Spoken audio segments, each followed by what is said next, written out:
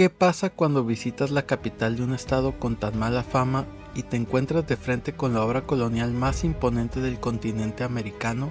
Una ciudad que levantó acueductos kilométricos para sobrevivir, que rompe todas las reglas mezclando fruta dulce con cebolla cruda y queso en plena calle, y donde el verdadero espectáculo no está en lo que ves de día, sino en lo que pasa cuando se oculta el sol y la piedra se vuelve oro. Vamos a caminarla hasta que enciendan las luces. Morelia tiene dos reputaciones que conviven con dificultad. La primera es Patrimonio de la Humanidad desde 1991, reconocida por la UNESCO como uno de los conjuntos arquitectónicos coloniales mejor conservados del continente americano. La segunda es la capital de Michoacán, un estado que carga desde hace más de una década uno de los índices de violencia más altos de México.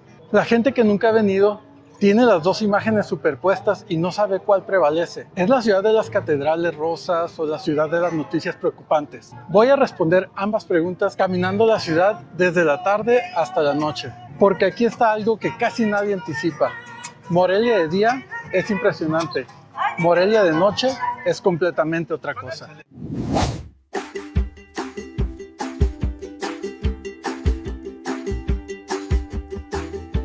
El plan es simple. Seguir la luz. Empezamos con la arquitectura en luz de tarde. Cruzamos hacia el acueducto en hora dorada. Comeremos algo que nadie que no sea de aquí esperaría encontrar. Y terminamos cuando la ciudad enciende su iluminación nocturna, que es, según quien la ha visto, el mejor argumento turístico que tiene Morelia y el menos publicitado. Quedémonos hasta que se enciendan las luces.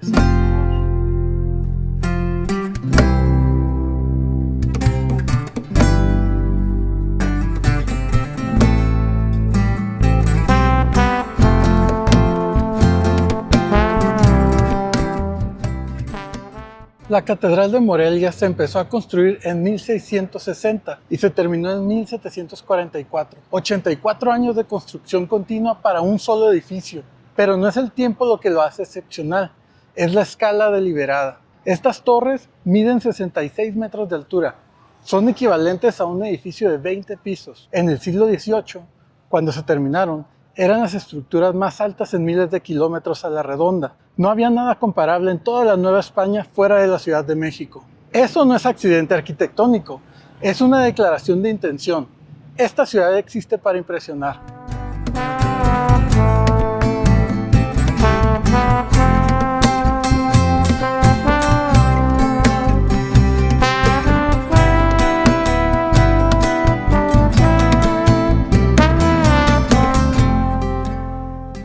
Ahora bien, la pregunta que nadie hace frente a esta fachada es la que más me interesa. ¿Cómo se construye una torre de 66 metros en 1660 sin acero estructural, sin grúas, sin concreto reforzado, sin maquinaria de ningún tipo?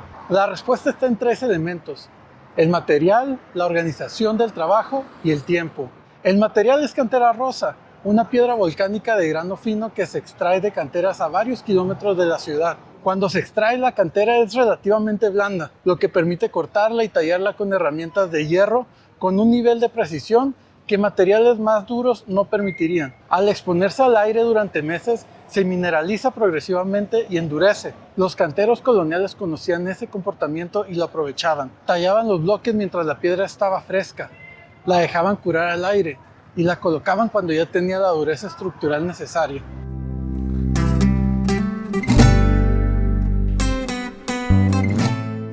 Cada bloque de la catedral fue cortado a mano, transportado en carreta o cargado por cuadrillas de trabajadores indígenas y mestizos, y colocado sin más tecnología de elevación que poleas, andamios de madera y fuerza humana. Para las torres, que superan los 60 metros, se construyeron andamios de madera que crecían junto con la estructura. Imaginen cuánta madera se necesitaba para sostener andamios de 60 metros de altura en el siglo XVII. Y el tiempo, 84 años no es ineficiencia. Es la duración natural de un proyecto de esta escala con los recursos disponibles. Varias generaciones de trabajadores pusieron piedras en esta catedral sin ver el resultado final. El maestro de obras que diseñó las torres probablemente nunca las vio terminadas. Eso le da a este edificio una dimensión que la arquitectura moderna no puede replicar. Es literalmente el esfuerzo acumulado de generaciones. El material que hace todo esto posible, la cantera rosa, La van a ver en cada edificio colonial que caminen en esta ciudad.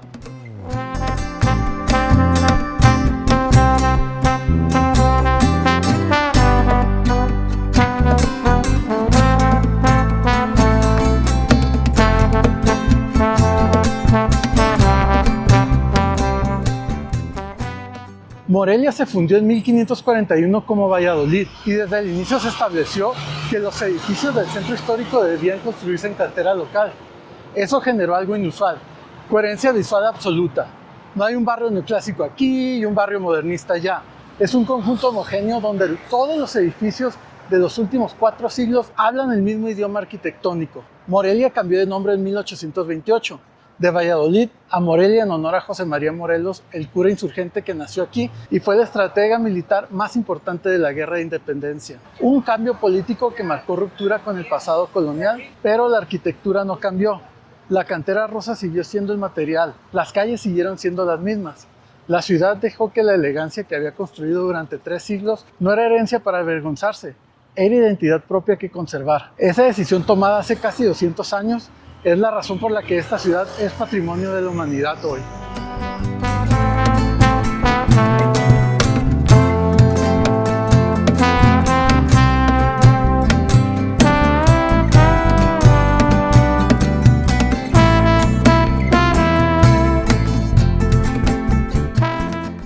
Este es el acueducto de Morelia, 253 arcos, 1 kilómetro 700 metros de longitud. Construido entre 1728 y 1789. Y construido no por estética, sino por una crisis demográfica que amenazaba la viabilidad misma de la ciudad. Valladolid, que todavía no se llamaba Morelia, había crecido aceleradamente durante el siglo XVII. Lo que empezó como una ciudad administrativa de tamaño moderado, se convirtió en el centro económico y eclesiástico más importante del occidente de la Nueva España. Con ese crecimiento vino un problema que las fuentes de agua locales no podían resolver, el abastecimiento. Los pozos y los arroyos cercanos eran suficientes para una ciudad de 5,000 personas. Para una ciudad de 20, 30,000 habitantes, con una catedral en construcción, conventos, hospitales y un comercio activo, no lo eran. Las fuentes del centro se secaban en temporadas de sequía. La contaminación de los manantiales cercanos era un problema constante y las epidemias como el cólera se propagaban a través del agua contaminada.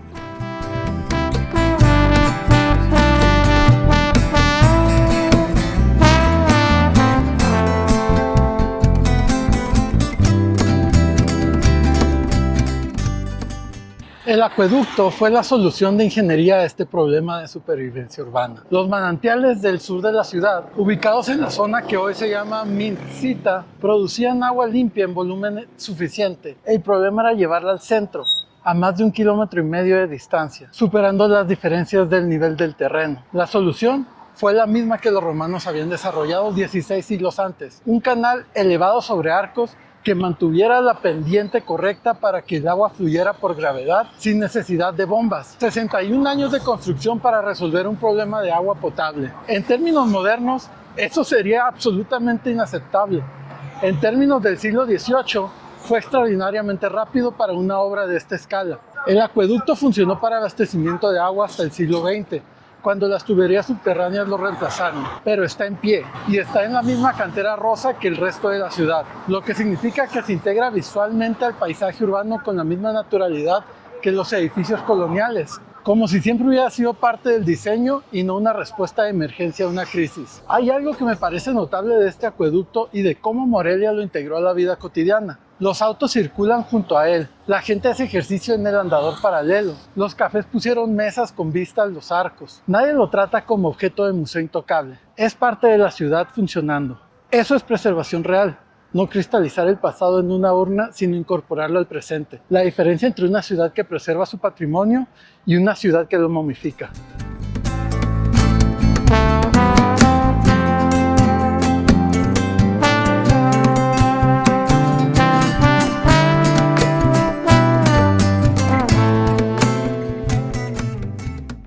Hay un alimento que no aparece en ninguna guía turística de Morelia y sin embargo cualquier moreliano te lo va a mencionar antes que cualquier otra cosa si le preguntas qué comer aquí. Se llama gazpacho y no tiene nada que ver con la sopa fría española del mismo nombre. El gazpacho moreliano Es fruta, mango, jícama, pepino, cortada en cubos pequeños, mezclada con cebolla morada cruda, finamente picada, queso cotija rallado, chile en polvo, jugo de naranja y limón, todo en un vaso, todo junto, frío. La primera reacción de alguien que no es de aquí es desconfianza. Fruta con cebolla picada, queso salado, eso no suena bien en ningún idioma culinario convencional.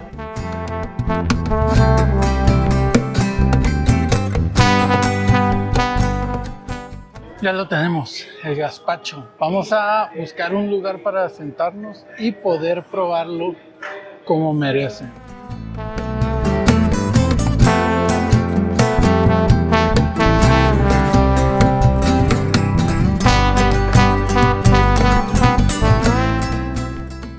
Tiene una lógica que funciona exactamente como la sal en la sandía o el limón en el mango. El contraste entre el dulce de la fruta, el picante del chile, la acidez del cítrico y la textura del queso produce algo que ninguno de los ingredientes por separado produciría. No es una ensalada de fruta con extras raros, es un sistema de sabores donde cada componente potencia a los demás.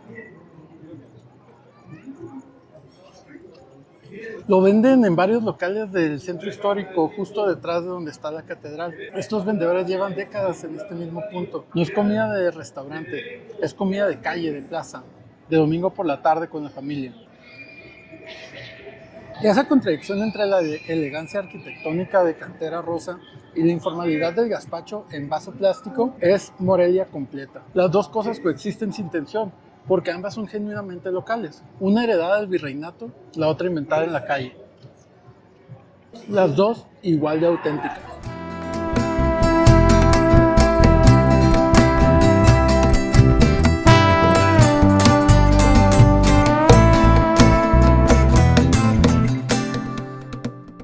Ya está haciendo el atardecer. Vamos a ver cuánta gente queda todavía en la plaza principal, que aquí en la calle en la que estoy, en el callejón donde se ubican todos los puestos de gazpacho, todavía hay mucha gente.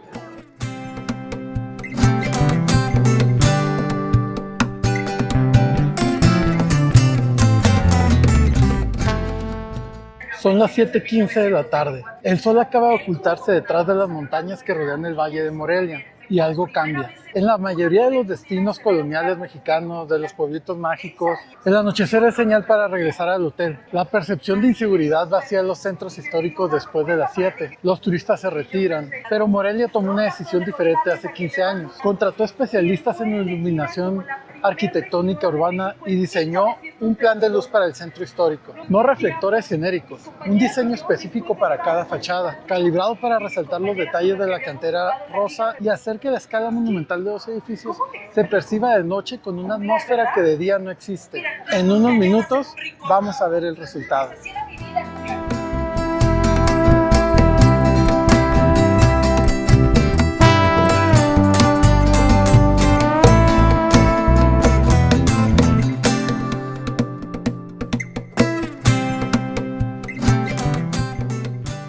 Ocho de la noche, martes.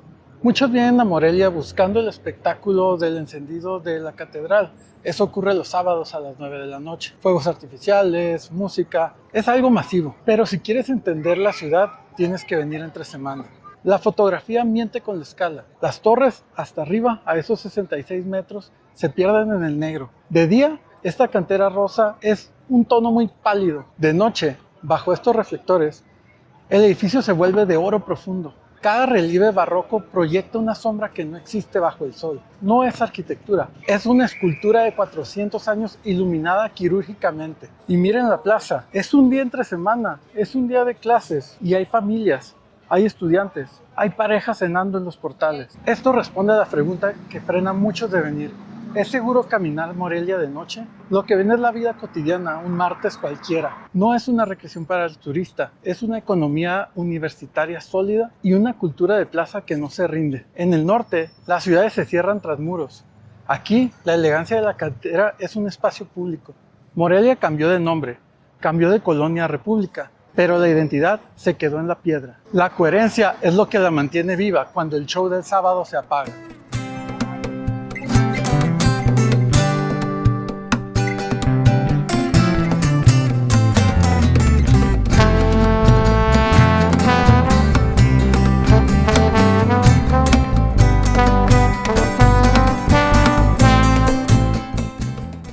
Antes de irme, hay algo que quiero dejarles pensando. Estoy parado sobre adoquín del siglo XVIII. Debajo de este adoquín, debajo de las calles del centro histórico de Morelia, existe una red de túneles y pasadizos subterráneos construidos en el periodo colonial que conectaban conventos, edificios religiosos y dependencias del gobierno virreinal. Los morelianos la llaman Morelia soterrada.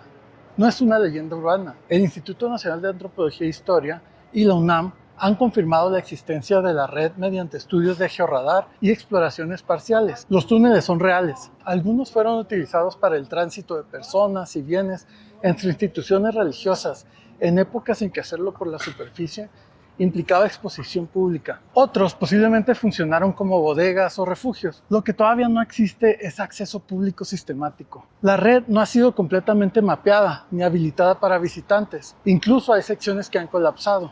También hay otras que por las circunstancias ya están en propiedades privadas. Y hay voluntad institucional intermitente para abrirla. Por lo mismo no se ha materializado en un proyecto definitivo.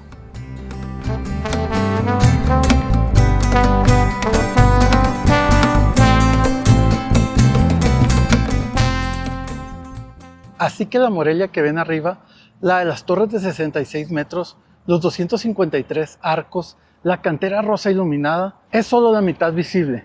La otra mitad sigue enterrada bajo mis zapatos, documentada pero inaccesible, esperando. Eso me parece la metáfora más honesta de cualquier ciudad histórica. Lo que muestra es impresionante. Lo que guarda debajo todavía no lo conocemos del todo. Mañana temprano salgo hacia el lago de Pátzcuaro. Nos vemos allá. ¡Ay, que no se me olviden! Los saludos a mis pequeñines.